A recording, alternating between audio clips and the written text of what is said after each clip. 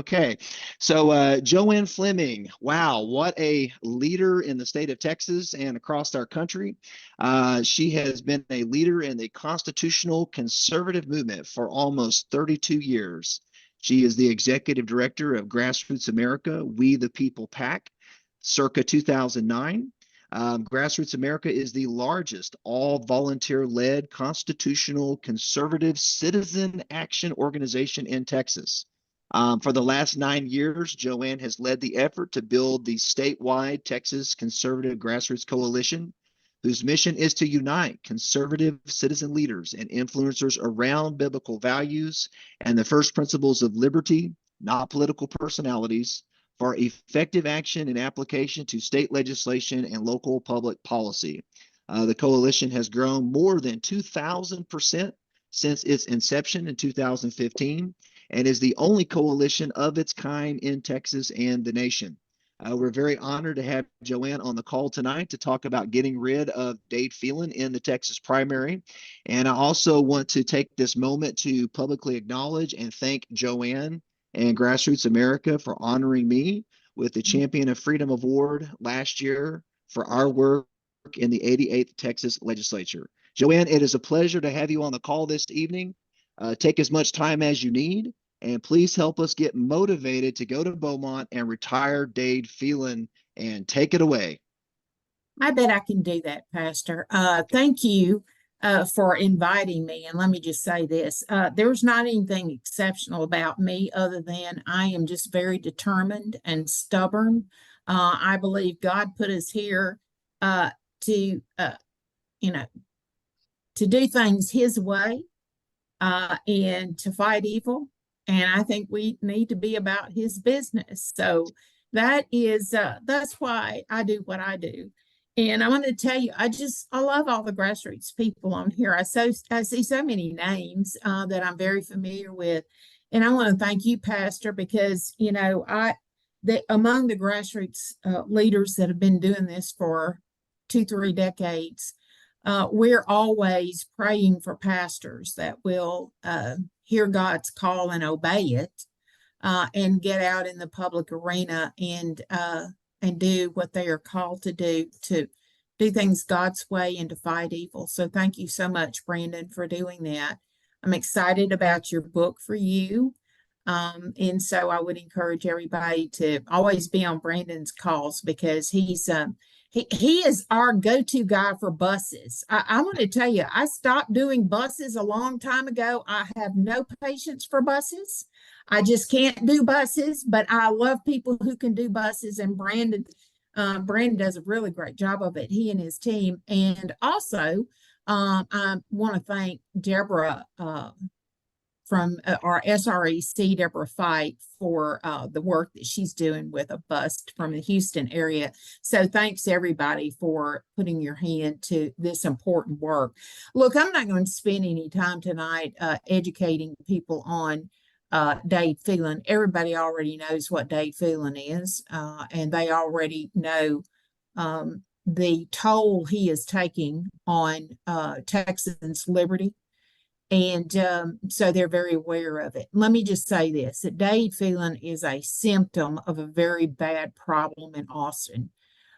It's a problem that comes from when people who care more about power and that they can amass to themselves and how much money they can make, they care more about that than the things you do.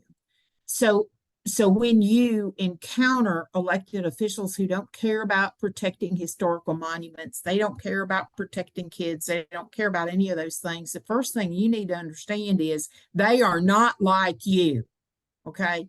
I always believe in trying to find common ground with people, but somebody that is just, whose heart is turned toward wickedness is just going to be turned that way. And all I can tell you is I move on from them. I try to defeat them. I pray for them. I hope that they will wake up. But, there are some people you just cannot coax into doing the right thing. So what do we have to do? Replace them. So that's why we're on this call tonight. We need to replace Dade Phelan, but I will caution you this. There are many more like Dade Phelan that are in the Texas House, and so he won't be the last bad speaker. Now, I would ask y'all to do tonight is please make it a matter of prayer, and I'm serious about this.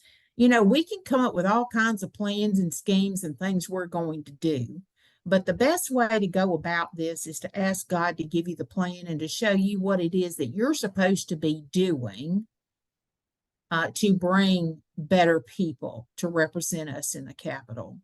And I hope you understand the language that I'm using. If you don't, I'd be happy to get a note from you and I try to acquaint you with the language that I'm speaking tonight. Because you know, he has a lot of lieutenants now. The good thing for us is several of them have retired. They ran polls and surveys after the Paxton impeachment attempt, and they realized they were in hot water, so they've moved on, and I imagine they will become lobbyists. That's what they always do. But I will tell all of y'all, first of all, pray about your role and then try to do everything you can to fulfill that role to your fellow citizens. And look, this work that you're doing, don't ever imagine that somebody's going to just thank you for working hard and giving of your own money and your own time and your own block walking, you know, spending Saturdays and other days of the week doing this thing. Because frankly, the war that we are in is a war that you will do things to save people that will never know your name. And you just have to do it because it's the right thing to do. So that's the first thing, is to be prayed up and to have try to have God's plan. So then try to encourage as many people as possible to join you on these bus trips. I cannot begin to emphasize enough to you how important it is for people to meet you at the door. Block walking. Now, consultants don't want to tell you this. Most consultants will tell you that candidates need just lots more money than the opponent in order to win. Yes, you need some money, but you also need people who believe in you enough, who will go to the door, who will knock on that door of a stranger and say, I'm here today because, like you, I'm frustrated with government. Today, the distrust in public institutions is at an all-time low. And like you, I believe we need better leadership. And so try to engage them and ask them, what are they most concerned about? And try to, you know, in a few minutes, to make that connection with them. But I can tell you that that personal connection at that door is more important than a mailer. It's more important than an ad. It's just more important than all of it, you know, because it's that personal touch. And so I would just say that I'm going to pray for all of you that God gives you favor as you go to every single door. And he can give you that favor so that when that person opens the door, he's going to give you a special measure of winsomeness and the ability to connect with that person so that they will not forget you. Grassroots America has endorsed David Covey in this race. David is, I was very impressed with his level of understanding of some of the granular details about the Capitol, the way it works, the behind the scenes, the rules, the complicated things, aspects that go beyond just mere legislation. And David has a good command of that. I think he has a good command of that because he worked for Senator Bob Hall. And I cannot think of a better man for someone to start out their career in the Capitol other than working for Bob Hall, because Bob Hall is the same man he's always been from the first time I met him back in 2008, I believe it was. He came from the grassroots, and his heart is to do what's right. So I want to encourage you in the block walking. It is essential for this race to change minds and to get people focused on this race. I think you have enough information to talk about Dade's record. Even though he does not vote on legislation, there's plenty of things that he does, like appointing Democrat chairs, and let me just go ahead and say, he also appoints Republican chairs who stop conservative legislation. So if you have time to look at it at some point, if you look at the Rice University left-right ranking that Mark Jones does for Rice University, and if you look at that over time, you will see that center line of ideology continues to march left. The legislature as a whole is being pulled left. And why is that? Because so few conservative bills ever get to the floor of the Texas House for a debate. So Dade Phelan, Bonin, Strauss, and those types of people who run as Republicans have dragged this state left. And it continues that march. And so while you may have conservatives in Austin, if that they can't have an improved conservative voting record, if they don't have the chance to vote on conservative bills in the legislature. So I just want you to understand that the leftward march is very real, and it is because of the leadership. And that's what you're trying to do. You're trying to fire Dade Phelan at the ballot box. And that is a noble and a worthy cause. And I want you to continue to do everything you can to do that. I think we've got information on grassroots priorities that a lot of the candidates are using against the incumbents this time, because they can go and they can verify the information on grassrootspriorities.com, and they can see that all of that is rooted in fact. That's not anything we made up. We didn't have to. Their records are bad enough as it is. The other thing that I like to underscore for you is I want you to be encouraged. I have, as of yesterday, interviewed 83 candidates for the March primary ballot. Now, that is a mixture of House, Texas Senate, congressional races, some local races in Smith County, and then local races in other counties. But 83 candidates. So if I look tonight like I might not know what world I'm in, it's because I've talked to 83 candidates. And all of those interviews last about an hour. So you can imagine. But I'm going to tell you what has happened in the grassroots since we started Grassroots America in 2008, is that over time, the grassroots conservative movement in Texas has grown conservative candidates. I'm going to name some of them. Tom Glass, Andy Hopper, Wes Ferdell, and there's the list. There are several of them. Dennis London. There are candidates that I will tell you they interview better than any candidates I've ever talked to, and I can tell you that I know this for sure. They are more prepared and better able to go represent liberty and the people of Texas in that capital than most of the people that are already elected. I can assure you of that. They are so ready to lead and so ready to serve. I want you to be encouraged, because over time that was a whole mission of putting together our coalition, is that we wanted to have an opportunity to educate people on the issues and to over time grow the right kind of candidates. Oh, and I forgot one, Dale Hulse. Those are people that came from the grassroots. They understand you, they love you, they identify with you, they are like you. And I cannot imagine that any of them would ever turn their backs on you in the Capitol. So I want you to be really encouraged about that. And please pray for these candidates, that we would have some success. So Brandon, that's about it. It's not really complicated. It's just go out there and work really hard. And if there is anything that I can do to help any of you in your efforts, if I can try to answer a question or whatever, Brandon, you know how to get them in touch with me. And in fact, a lot of them know how to get in touch with me. And I'd be more than happy to do that. Awesome. Thank you, JoAnn. That's powerful. And thank you so much for what you shared. And I just want to springboard off of the first thing you said tonight, which is prayer is the key. And you may not be aware, but one of the things that we're doing is we have a prayer Zoom call every Tuesday from 12 to 1 o'clock. We're praying for the Dave Covey team and praying for those going to Beaumont, not just from North Texas and around Texas. There's other groups from Houston going this weekend. We're praying for them, and we're also praying for all the primaries across all 254 counties.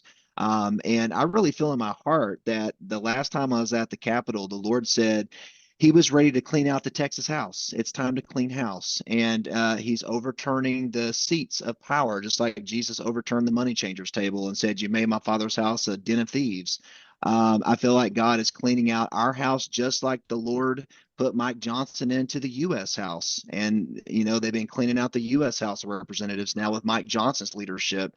And I find it very interesting that Orange County touches the Louisiana border. We've been praying a lot over that Louisiana-Texas connection. And the Lord just keeps showing me that he's showing favor to Louisiana and Texas this year for our legislatures. And so just be encouraged. Prayer is absolutely where you have to start because this is a spiritual war first, and then it is a natural battle second. And so, if you guys want to join us for our Tuesday prayer call, we'd love to have you on. I'll put that information in the Zoom chat window. Does anybody have a question for JoAnn that you want to either chat or you can unmute yourself and ask her while we've got her on the line? I mean, we got a captive opportunity right here. So any question that's burning in you, you've always wanted to ask JoAnn Fleming. Now's your chance. So Yeah. unmute and ask. Let's see, Russ, I think you're unmuted. Yes. Go Yes. ahead, Russ. Yes. Can you hear me? Yes, sir. Yeah. Go ahead. JoAnn, do you have a feel for the level of dissatisfaction in his district for Dade himself? Yes, people that I know down there tell me who are plugged into the political class, if you will. They're very concerned. They're very concerned about Dade, and they tell me that that there are two primary things that has gotten the attention of people. And number one is the way he runs the Texas House, and in fact the drunken, the drunk video, the video. I mean, people were shocked, and that is something that's been going on in that Capitol for quite a while. And frankly, it needs to stop yesterday. It's unseemly. Don't get me started on that. But people are aware of that. They're also aware of the way he put together that illegal impeachment process against Paxton. So those two things are really in people's craw. Now, let me tell you, overall, people are disenchanted with public institutions across the board. They've just had enough of it, and they want to. If they don't see somebody fighting for them, if they don't see somebody who can demonstrate that they have produced results, I think they're going to be eager to turn them out of office, to fire them. So I will tell you all, I believe that we have the best chance to fire this speaker that we've ever had. And I just believe that. And I believe exactly what Brandon described here. I believe God's doing a thing in Texas. I think he's seen how hard we've worked over the years. And I believe that he's calling his people together to fight. Amen. Come on, somebody. Shiloh, you unmuted, sir. Go ahead. Ask your question. Yes. And JoAnn, I just want to echo what you said. And first of all, thank you for taking time to come on and talk to us tonight. Oh, sure. But, as far as the sentiments go, down here in District 21, I spent the entire afternoon last Saturday with David Covey block walking in my precinct, precinct 25. We knocked on about 200 doors. We had a lot of conversations, and in not one of those conversations was anybody pleased with Dade Phelan. Granted, this is in the western part of Jefferson County, which is more rural, and his opposition is stronger. But even still, to speak with that many people, a lot of them, and not one was pleased with his speakership, is very telling. I just had a kind of a administrative question. What is the best way to get in touch with you? Oh boy, because everybody is gonna just start. Okay. What is the best way? I'm not gonna give you my phone number. And here's why, because I have close to 2,000 contacts in my phone right now. And so what that means, Shiloh, is if just 10% of those people think the sky is falling on any given day, my schedule is complete. My day is completely off the rails. Okay. Yeah. So let me just tell you, here's an email address, and use it only for questions. Only for questions. Don't forward me things.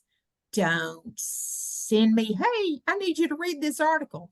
Just send me questions to J.A. Fleming with one M. You see my name right up there. J.A. Fleming 3 at Number 3. the number 3 Okay. at outlook.com. Thank you. Yes. So if you Thank you, send it JoAnn. there, that is only for primary type, Yeah. So if you've got a question, and it could be that I can route your question to somebody in our organization that could spend a little bit more time with you than I have right now. My heart is to spend time with everybody, but frankly, I've got another 15 or 20 candidates that I got to finish interviewing, and then I got to pivot and try to help them all get elected, the ones that we've endorsed. So thank you for that question, Shiloh. Yes, ma'am. Thank you. Oh, okay, guys, we have time for one last question. Donald Adolph, you've got your Yes. mic muted. Go ahead, ask your question. Thanks, Brandon. I live in Frisco, Texas, and I'm concerned about both Denton County and Collin County. And I'm wondering if you could give your opinion on specifically the Cronda Timmich race, the Jared Patterson race in Denton, plus in Collin County, there's Darren Meese and Jeff Leach, and Matt Shaheen is my specific House rep. I'm concerned that there's a lot of talk and we're not going to win these races, and it's just a show race. And I'm wondering if you could give your opinion. Well, let me tell you, I think that Darren Meese has a really good chance of defeating Jeff Leach. I'm just going to go ahead and tell you that right now. He's extremely smart, talented candidate, very principled. His criminal and financial background check came back great. Because we do run those on all candidates now. Because I have found that sometimes when you ask them if there's something they need to disclose, they don't do it. And I have tried to say, you really don't want to lie to me, because if you do that, you might not enjoy what comes after. If I've endorsed you, because I'm not going to let Grassroots America take a black mark for somebody else's lie. So let me just say this to you, Donald. If you would send an email about those specific races to me, I would take way too much time tonight, kind of recapping what I think I'm seeing in those races. So if you want to just send me an email, I will try my best to answer it before Monday. How is that? That sounds great. Okay. Thanks, JoAnn. Good Really deal. great You're to meet welcome. you. You're And, welcome. Great to meet you. And I posted JoAnn's email address in the chat that she gave us. So if you want her email address, remember, questions only. Don't forward her things. She's very busy. So that's her personal email. Let's respect that. But I put that in the chat window for you guys. So JoAnn, we just want to honor you tonight and thank you for not only being on the call tonight, but everything you have done for Texas and everything you've done for Grassroots and building the coalition and helping us to just get these great candidates. It really is a momentum changer, I think, this year for Texas. I think we're going to see a lot of what y'all have sown for many years come into fruition this year. So we want to encourage you back as well and say, good job, well done. Thank you for everything. And we're going to do our best to go to Beaumont and help Dave Covey win this election. Absolutely. Well, thank you, Brandon. And I want all the guys to know I'm just like you. I'm just like you. I am. So any good that I've ever done for any of you guys and for Texas, we'll give the glory to the Lord, but all the mistakes are JoAnn's. Okay. God bless all of you. All right, JoAnn. God bless God you and have a bless. great night. Thanks for being Bye. on tonight. Bye-bye. Bye-bye. Thank you. See you later. Okay. All right, let me stop our recording.